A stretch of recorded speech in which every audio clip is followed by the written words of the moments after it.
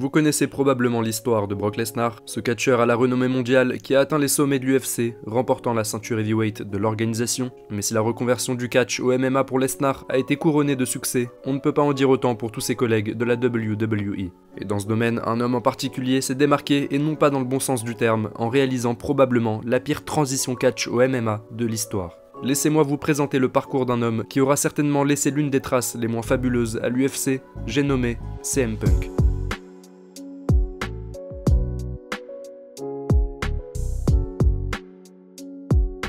Avant de commencer, j'aimerais comme d'habitude vous remercier pour le soutien, vous êtes toujours plus nombreux sur la chaîne et c'est un immense plaisir de partager cette passion avec vous. Si ça n'est pas déjà fait les amis, abonnez-vous pour être tenu au courant de la sortie des prochaines vidéos, c'est gratuit, ça prend une seconde et ça m'aide beaucoup. Suivez-moi aussi sur les réseaux sociaux, Twitter, Instagram, TikTok, les liens sont dans la description. Et maintenant sans plus tarder, découvrons l'histoire d'une transition plus que ratée, celle de CM Punk à l'UFC.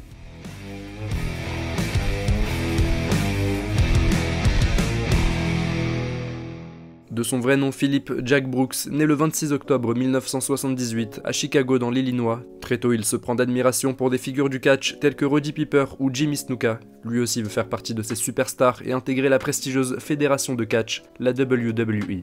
En 1999, il commence sa carrière dans la discipline et connaît une rapide ascension. Adoptant le surnom de CM Punk, notre catcheur progresse de façon autodidacte, répétant les prises qu'il avait l'habitude de voir à la télévision. Il remporte plusieurs titres sur le circuit indépendant et commence véritablement à se faire un nom, arborant un style et une image propre à lui. Se revendiquant du courant punk straight edge qui prône un style de vie sans alcool ni drogue, CM Punk se fait très vite une fanbase dans le milieu du catch et en 2005, son rêve devient réalité, il intègre la WWE. Très vite, sa renommée deviendra mondiale, enchaînant les succès au sein de l'organisation. Il remportera à 2 reprises le titre mondial de la fédération, réalisera l'un des plus longs règnes de l'histoire de la WWE et connaîtra des rivalités légendaires avec l'Undertaker ou encore John Cena qui marqueront l'esprit des fans.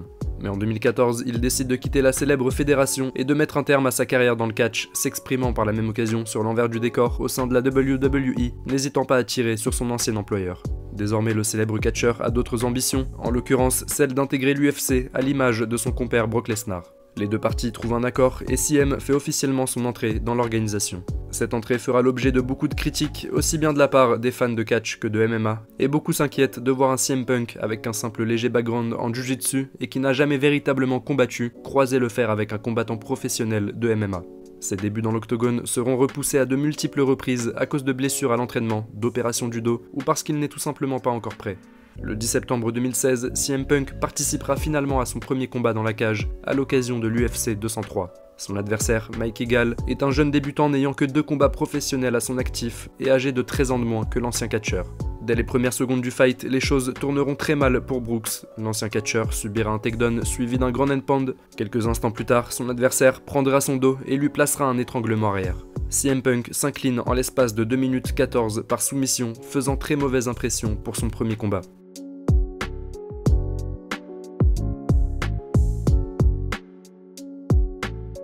La piètre performance du catcheur sera très vivement critiquée par la presse et nombre de ses fans, déçus de le voir s'afficher de cette manière, lui tourneront le dos.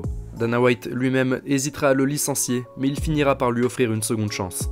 2 années plus tard, CM Punk est reparti pour un tour dans l'octogone, mais cette fois-ci, l'adversaire désigné sera censé lui permettre de briller, ou au moins de faire bien meilleure figure. Cet adversaire, il s'agit d'un journaliste et photographe sportif de métier, Mike Jackson, qui fera lui aussi son deuxième combat à l'UFC, après une première défaite subie contre le même vainqueur de CM Punk, Mike Egal. Mais la rencontre finira probablement dans les annales des pires combats de l'histoire de l'UFC. Non seulement l'affrontement sera des plus ennuyeux et même difficile à regarder tant le niveau affiché est en deçà du niveau moyen de l'UFC, mais en plus CM Punk sera presque inexistant dans la rencontre, se faisant très largement dominer par son adversaire sur l'ensemble des 3 rounds.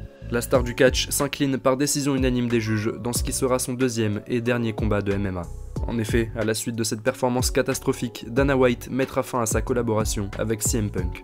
L'issue du combat sera toutefois changée 3 années plus tard, en no contest, après que l'ancien journaliste ait été testé positif à la marijuana.